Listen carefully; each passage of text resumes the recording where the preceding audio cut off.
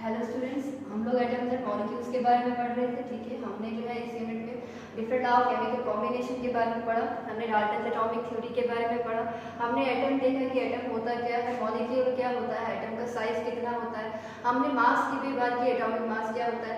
इसके अलावा मैंने आपको जो है वो मॉलिक्यूलर मास का कंसेप्ट भी बोला था। मॉलिक्यूलर मास क्या होता है? Sum of atomic masses of all the atoms present in the molecule. जैसे मैंने बोला था आपके पास H2O है, हाइड्रोजन का मास यहाँ पे 1 होता है, लेकिन 2 hydrogen that is 2 plus 1 oxygen का 16 होता है, टुगेदर फॉर्म 18 और आगे क्या लिखते हैं AMU। Again this 18 AMU represent the mass of one water molecule.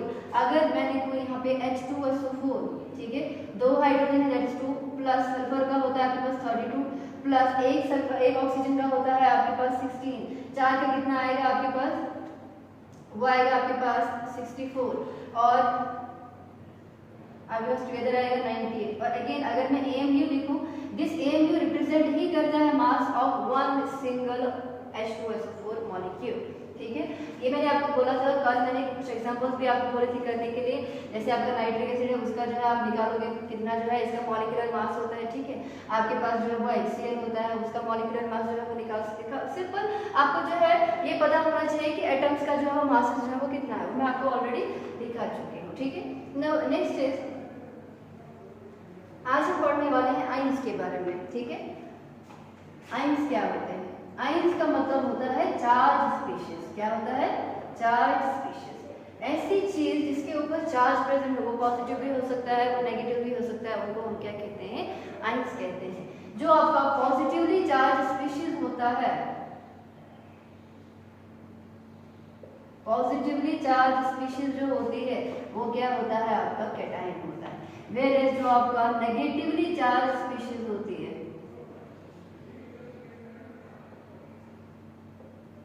वो आपका क्या होता है? एनायन होता है। ठीक है, अब सिंपल मैंने आपको बोला जिस चीज के ऊपर चार्ज होता है उसको हम आयन कहते हैं। अगर उसका चार्ज पॉजिटिव होगा तो कैटायन कहलाता है, और अगर नेगेटिव चार्ज होता है तो वो एनायन कहलाता है। जैसे आपके पास क्या होता है? सोडियम के ऊपर चार्ज होता है +1, इसका मतलब ये कैटायन है। आपके पास जो है वो Cl के ऊपर चार्ज होता है -1, इसका मतलब वो क्या है? आपका एनायन है। ठीक है, तो ये होता है आपके पास आयन। ठीक, अब फॉर्मूला जो आपके पास कंपाउंड्स होते हैं ना, ठीक है, उनका जो है वो फॉर्मूला क्या होता है, किसके बराबर होता है। लेकिन इससे पहले इसको अगर मैं फॉर्मूले से पहले एक चीज बताना चाहूँगी। मैंने आपको मॉलिक्यूलर मास बोला, ठीक है, एक और भी चीज होती है जिसको हम कहते हैं फॉर्मूला मास। एक होता है मॉलिक्यूलर मास और दूसरा होता है फॉर्मूला मास। फॉर्मूला मास का मतलब क्या होता है? Sum of atomic masses of all the atoms present in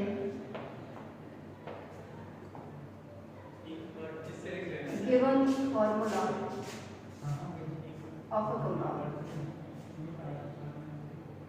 Sum of atomic masses of all the atoms present in given formula of a compound. जैसे आपके पास सोडियम क्लोराइड है, ठीक है, ये सोडियम क्लोराइड का फॉर्मूला है, तो यहाँ पे जितने भी एटम्स हैं उनके सम ऑफ एटॉमिक मासेस। जैसे आपके पास जो सोडियम है वो कितना आएगा आपके पास? जो भी है यहाँ पे इसका जो है वो 35.5 आएगा।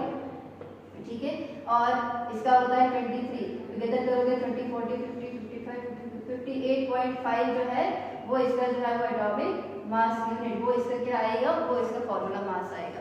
तो अभी मैंने आपको बोला मॉलिक्यूलर मास में तो वही होता है। मैंने अभी आपको H2SO4 की एग्जांपल दी, मैंने बोला मैं 2 करूंगी प्लस 32 करूंगी प्लस 64 करूंगी, मेरे पास 98 AMU आया।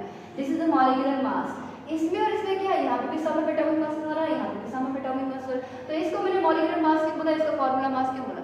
बेसिकली फॉर्मूला मास आपके वहां पर जो है उन कंपाउंड्स के लिए जो है वो टर्म यूज होती है in place of molecular mass, जहाँ पे आपके पास आयन होते हैं।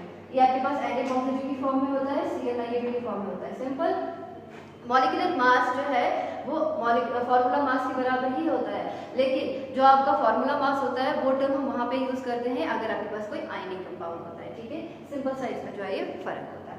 उसके बाद आपका जो मैं नेक्स्ट इसी के ऊपर आ जाती हूँ कि फॉर्मूला कैसे जनरेट होता है। ठीक है, मैं लिखती हूँ सोडियम क्लोराइड का फॉर्मूला होता है NaCl। मैंने ऐसा क्यों नहीं लिखा Na2Cl? मैं ऐसा भी लिख सकती हूँ, मैं Na3Cl लिख सकती थी, मैं Na3Cl2 लिख सकती हूँ। मैंने यही क्यों बोला? This is the formula of sodium chloride. ये बाकी सभी जो है ये सोडियम क्लोराइड के फॉर्मूले नहीं होते। आपको कैसे पता चलेगा किसी भी कंपाउंड का फॉर्मूला क्या होता है, ठीक है? उसके लिए सबसे पहले जो है आपको पता होना चाहिए वैलेंसी क्या होता है। वैलेंसी का मतलब होता है कंबाइनिंग कैपेसिटी। क्या होता है? वैलेंसी का मतलब होता है कंबाइनिंग कैपेसिटी। कंबाइनिंग कैपेसिटी का मतलब होता है, देखो सभी को पता है कि कोई भी जो आपके पास मॉलिक्यूल कंपाउंड्स क्यों बनते हैं, एटम्स कंबाइन क्यों करते हैं? बिकॉज वो जो है जब इलेक्ट्रॉन्स को लूज करते हैं या इलेक्ट्रॉन्स को गेन करते हैं कंपाउंड्स की फॉर्मेशन के दौरान, वो इसलिए करते हैं ताकि उनका जो वैलेंस शेल है उसमें 8 इलेक्ट्रॉन रहे, उनका ऑक्टेट कंप्लीट हो जाए, उनकी नोबल गैसेस की तरह इलेक्ट्रॉनिक कन्फिगरेशन जो है वो आए, इसीलिए एटम्स कंबाइन करते हैं। ये आप 10th क्लास में भी पढ़ेंगे, ठीक है?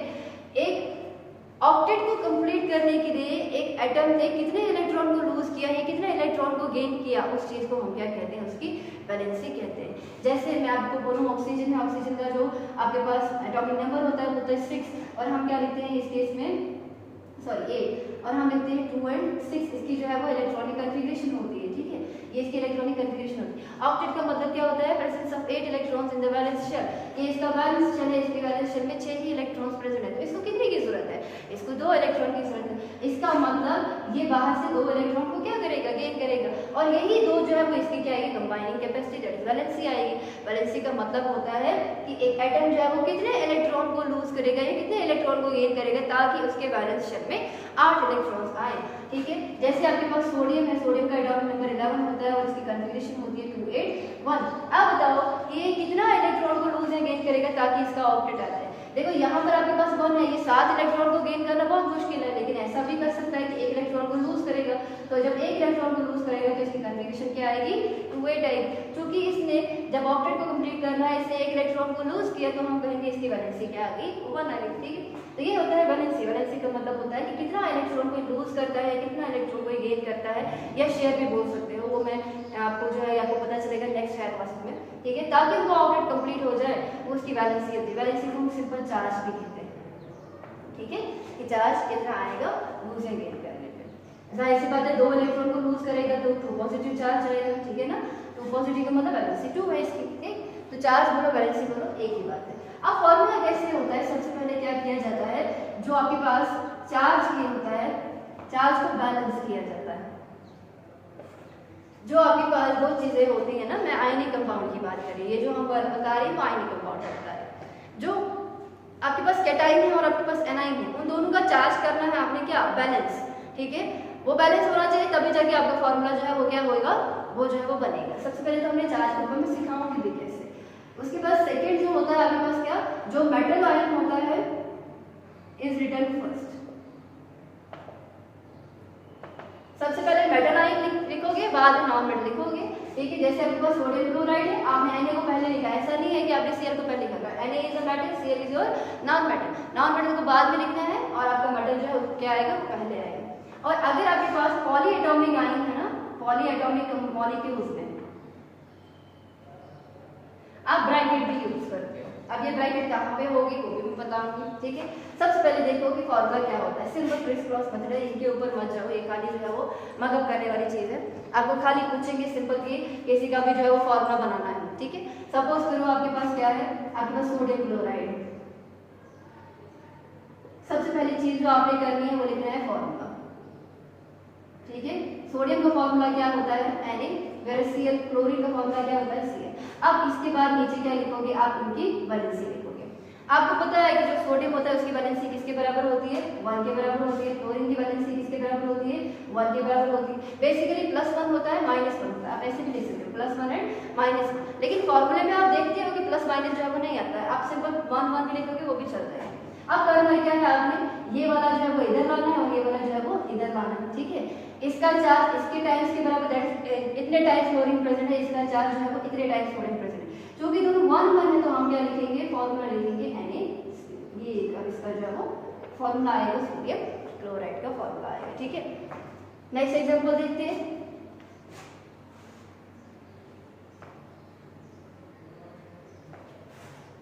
इसके लिए आपको जो है वो चार्ज का पता होना चाहिए, ठीक है? इन चार्जेस को याद करना, किसका क्या क्या चार्ज होता है। अल्कली मेटल का चार्ज +1 होता है, अल्कलाइन का जो है वो चार्ज +2 होता है। वैसे ही जो आपके पास ऑक्सीजन फैमिली होता है उनका -2 होता है, नाइट्रोजन फैमिली का जो है वो -3 होता है, हैलोजन्स का -1 होता है, ठीक है? ये हैलोजेंस में पड़ता है तो -1 आएगा। जो आपके पास नोबल गैसेस होती है उनका 0 होता है, ठीक है। तो फॉर एग्जाम्पल मैं लिखती हूँ आपके पास वाटर है, ठीक है। वाटर मेरे पास जो है वो एक कंपाउंड है और मैंने इसका फॉर्मूला जनरेट करना है। हम जानते हैं कि जो आपका वाटर होता है वो जो है सबसे पहले तो फॉर्मूला लिखेंगे। वाटर में जो है वो क्या आता है आपके पास, हाइड्रोजन आता है, ठीक है। फिर आता है आपके पास ऑक्सीजन, 2 चीजें होती है। उसके बाद वैलेंसी, यहाँ पे लिखो, अभी कुछ मत लिखो, ये आएगा आपके पास सिंबल ऑफ सोडियम, सिंबल लिख लो यहाँ पे, बेटर सिंबल लिख लो, इसके से भी यहाँ पे जो है वो सिंबल लिख लो, ठीक। वैलेंसी, हाइड्रोजन की वैलेंसी +1 होती है, ऑक्सीजन की वैलेंसी -2 होती है, ठीक है। अब वैलेंसी जब लिख लोगे ना, फिर क्या करना है, इसकी वैलेंसी इधर, इसकी वैलेंसी इधर, ठीक है। सॉरी, हाइड्रोजन ऑक्सीजन नहीं, यहाँ पे लिखेंगे हम H2, not H2 but HN2, ठीक है। हाइड्रोजन का सिंबल आएगा H और ऑक्सीजन का सिंबल आएगा O।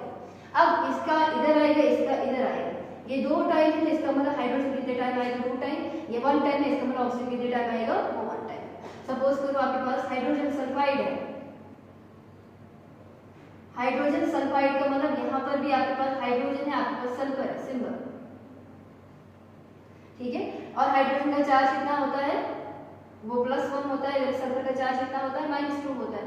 ये इधर आएगा, ये वाला इधर आएगा, हाइड्रोजन जो है वो 2 बार आएगा आपके पास और सल्फर जो है वो 1 बार ही आएगा। याद ना, प्लस माइनस को खत्म कर देना है, खाली इसका इस साइड, इसका इस साइड। इसका मतलब क्या है, 2 हाइड्रोजन एटम्स मिले और 1 सल्फर एटम मिला है, तब जाके आपका H2S बना है, ठीक है। सपोज आप लेते हैं दूसरे एग्जांपल्स, कार्बन टेट्राक्लोराइड लेते हैं। नाउ नेक्स्ट इज, सपोज करो आपके पास क्या है, कार्बन टेट्राक्लोराइड, ठीक है। कार्बन टेट्राक्लोराइड जो होता है वो कार्बन से मिलके बना है और वो क्लोरीन से मिलके बना है।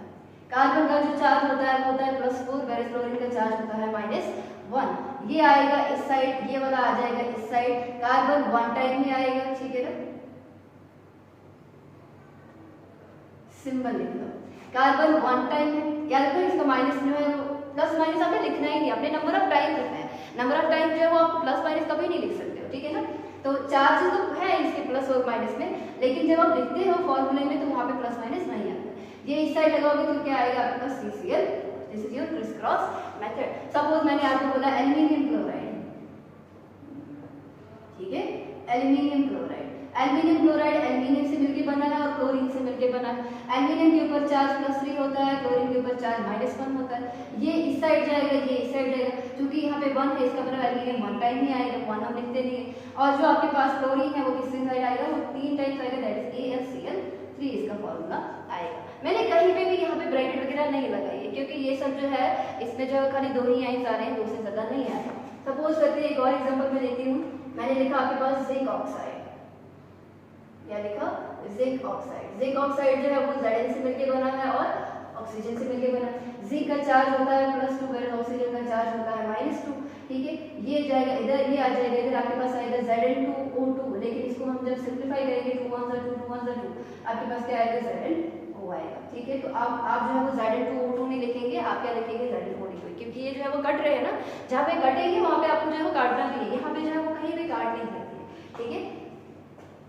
सपोज एक और एग्जांपल लेते हैं जहां पे ब्रैकेट आ रहा है।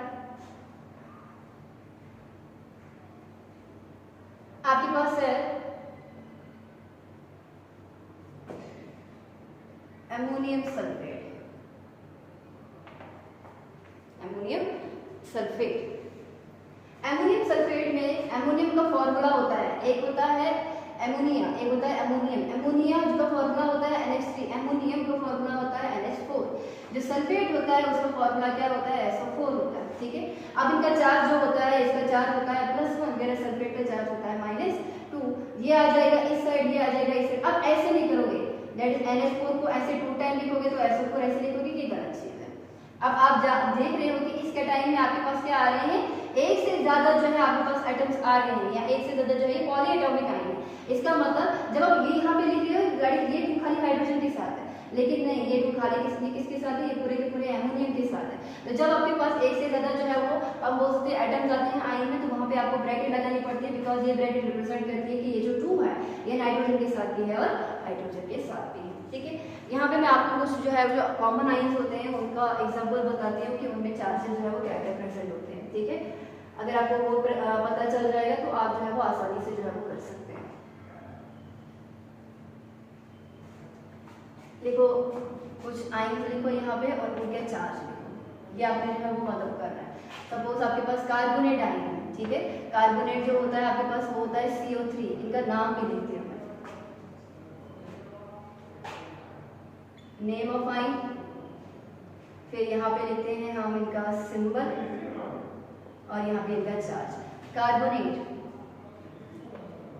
को हम CO3 2 नेगेटिव आयन से रिप्रेजेंट करते हैं। ठीक है, और इनके ऊपर जो चार्ज होता है वो होता है -2। ठीक है, उसके बाद जो आपके पास बाइकार्बोनेट है, बाइकार्बोनेट बोलो या हाइड्रोजन कार्बोनेट बोलो, आपकी अपनी चॉइस है। ठीक है, HCO3 नेगेटिव और इनके ऊपर चार्ज -1। आपके पास सल्फेट है, वो होता है SO4 2 नेगेटिव आयन, इसके अलावा मतलब -2 चार्ज। आपके पास होता है नाइट्रेट आयन, वहाँ पे होता है NO3 नेगेटिव। ठीक है, और इसके ऊपर चार्ज क्या होता है -1। आपके पास होता है phosphate ion, PO4 3 negative ion, इसका मतलब -3 चार्ज। आपके पास होता है क्लोराइड आयन, Cl नेगेटिव, इसका मतलब -1 चार्ज। आपके पास होता है एसीटेट आयन, इसका फॉर्मूला होता है CH3CO नेगेटिव, इसका मतलब -1 चार्ज। मेरे हिसाब से इतना आपके लिए काफी है। ठीक है, तो ऐसे करके जो आप फॉर्मूले बता सकते हैं। जैसे आपके पास आपको दिया सपोज करो सोडियम नाइट्रेट, आपको बोला कि इसका फॉर्मूला बताओ। अब सोडियम और नाइट्रेट के मिलकर किसे मिलकर बना है, सोडियम का फॉर्मूला होता है Na, नाइट्रेट का फॉर्मूला देखो NO3 negative, that is NO3। ठीक है, अब चार्ज देखो, सोडियम का चार्ज होता है +1, इधर से देखो नाइट्रेट का चार्ज -1, ये एक साइड आएगा, ये एक साइड जाएगा, दैट इज 1 टाइम प्रेजेंट है। ठीक है, अगर 2 टाइम सपोज करो यहाँ पे कुछ होता तो मैं यहाँ पे मोल ब्रैकेट जो है वो 2 लगाती। ठीक है, तो ये ऐसे करके जो है आपके फॉर्मूले जो है वो जनरेट होते हैं। ठीक, मैं कुछ आपको एग्जांपल दूंगी, आप उनको जो है वो ट्राई करेंगे। ठीक है, एल्युमिनियम सल्फेट, इसका आप ट्राई करेंगे। आप कैल्शियम कार्बोनेट का ट्राई करेंगे, कैल्शियम बाइकार्बोनेट का ट्राई करेंगे। ठीक है, आप एल्युमिनियम फॉस्फेट का ट्राई करेंगे। ठीक है, इन सब के फॉर्मूले जो है आप कैलकुलेट करना जो है वो घर करके। ठीक है, आई होप आपको जो है वो निकल जाएंगे। खाली आपको जो है वो इनके फॉर्मूले भी मैंने दिए हुए हैं, चार्जेस भी दिए हुए हैं, आई होप कोई प्रॉब्लम जो है वो नहीं आनी चाहिए। नाउ जो आपका इस यूनिट का लास्ट जो टॉपिक बचता है आपका, वो है आपका मोल कंसेप्ट। ठीक है, now last important topic is your mole concept. What is mole? Mole क्या होता है? मोल एक अमाउंट होता है। मोल क्या होता है? एक अमाउंट होता है, ऐसा अमाउंट ऑफ सबस्टेंस जिसमें एवोगैड्रोस नंबर ऑफ पार्टिकल होते हैं। मैं इसकी डेफिनेशन लिखती हूँ, the amount of substance which contain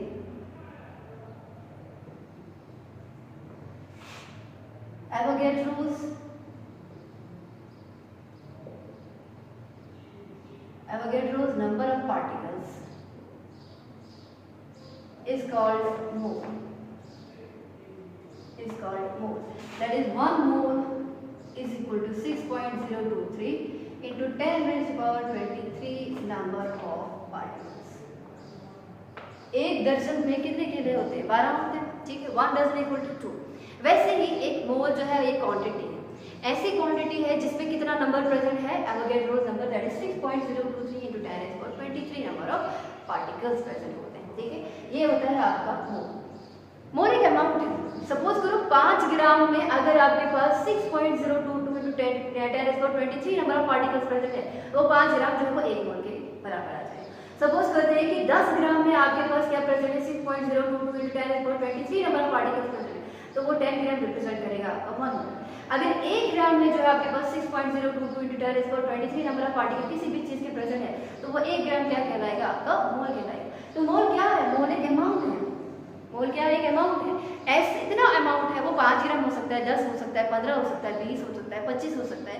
इतना अमाउंट है किसी भी सबस्टेंस का जिसमें कितने नंबर ऑफ पार्टिकल्स प्रेजेंट है, इतने नंबर ऑफ पार्टिकल्स प्रेजेंट होते हैं। ये होता है आपका मोल। अब मोलर मास क्या होता है? मोलर मास का मतलब होता है mass of 1 mole of substance. Mass of 1 mole of substance. इसकी डेफिनेशन आप ये भी देख सकते हो कि कार्बन 12 ग्राम जो होता है कार्बन 12 का, उसमें जितने नंबर ऑफ पार्टिकल्स आते हैं वो भी आपका 1 मोल होता है। That is amount of substance which contain as many number of particles as present in 12 grams of carbon 12। ये भी लिखो आप, द अमाउंट ऑफ सब्सटेंस, इसकी दूसरी definition, the amount of substance which contain as many number of particles